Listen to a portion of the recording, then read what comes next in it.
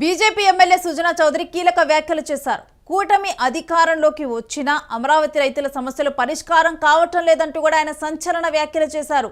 కనీసం సభలో కూడా అమరావతిలో రైతుల సమస్యలపై చర్చ లేదు అంటూ కూడా ఆయన వ్యాఖ్యానించారు. చంద్రబాబును నమ్మి రైతులు భూములు ఇచ్చారు.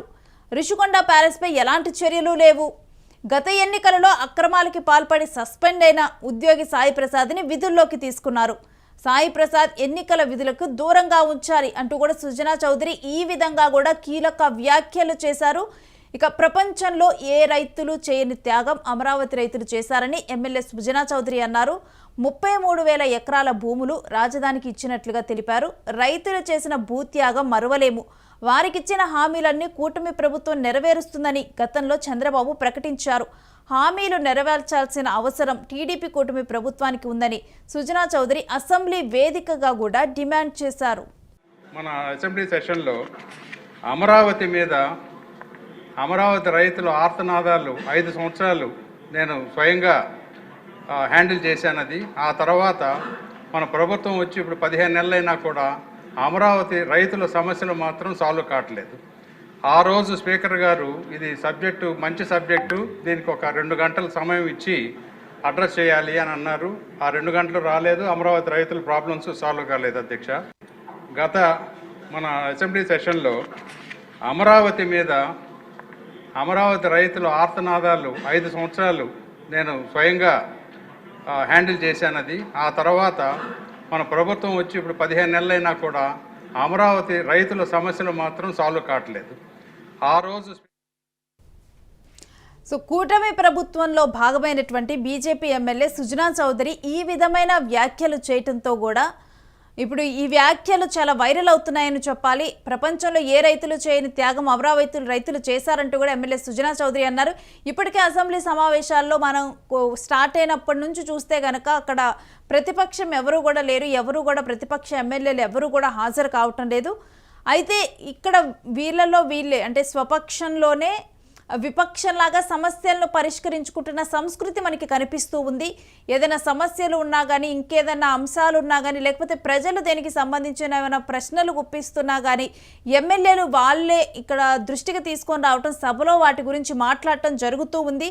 ఇలానే యూరియా అంశం కానీ అనేక అంశాలు కూడా ప్రస్తావనకు వస్తూనే ఉన్నాయి. అయితే దీని మీద ఒకంత సీఎం చంద్రబాబు నాయుడు కూడా ఆయన కూడా సీరియస్ అయినట్లుగా కూడా తెలిసింది. కొంతమంది నడుచుకునే విధానం కరెక్ట్గా లేదు సభలో అంటూ కూడా మాట్లాడిన చూసాము. గత ప్రభుత్వం చేసిన తప్పులు ఈ ప్రభుత్వంలో జరగకూడదు అని చెప్పి కూడా మాట్లాడిన సందర్భాలు చూసాము. ఇక బీజేపీ ఎమ్మెల్యే సుజనా చౌదరి కూడా అమరావతి రైతులను ఉద్దేశించి ఈ విధంగా కీలక వ్యాఖ్యలు చేశారు. కూటమి అధికారంలోకి వచ్చినా కానీ అమరావతి రైతుల సమస్యలు పరిష్కారం కావటం లేదంటూ, కనీసం ఈ సభలో ఎవరూ కూడా ప్రస్తావించటం లేదంటూ అమరావతి రైతుల అంశాన్ని కూడా ఆయన తెర మీదకి తీసుకొని వచ్చారు.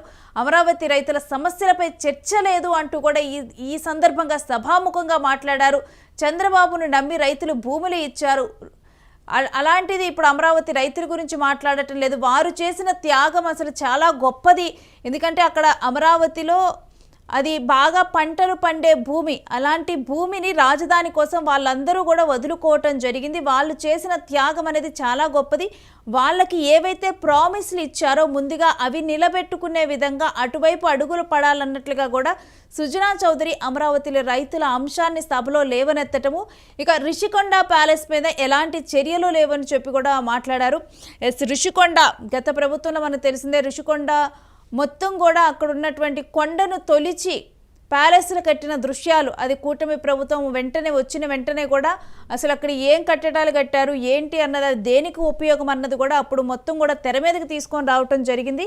ఇక ఆ రిషికొండ ప్యాలెస్ మీద ఇంకా కూడా ఎటువంటి చర్యలు లేవు.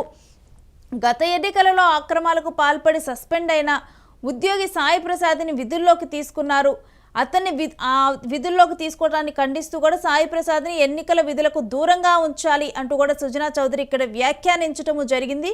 సో ఈ విధంగా కూడా అమరావతి రైతుల అంశాన్ని ఆయన తెర మీదకి తీసుకొని వచ్చి 33 ఎకరాల భూముల రాజధానికి ఇచ్చినట్లుగా కూడా, అయితే వారందరికీ న్యాయం చేయాలి. వారికి ఏవైతే హామీలు ఇచ్చిందో ప్రభుత్వం, టీడీపీ కూటమి ప్రభుత్వం ఏదైతే హామీ ఇచ్చిందో వాటన్నిటిని నిలబెట్టుకునే బాధ్యత ఉంది. సో వాటన్నిటిని కూడా ఇప్పుడు నిలబెట్టుకోవాలంటూ కూడా అసెంబ్లీ వేదికగా కూడా సుజనా చౌదరి డిమాండ్ వినిపించారు.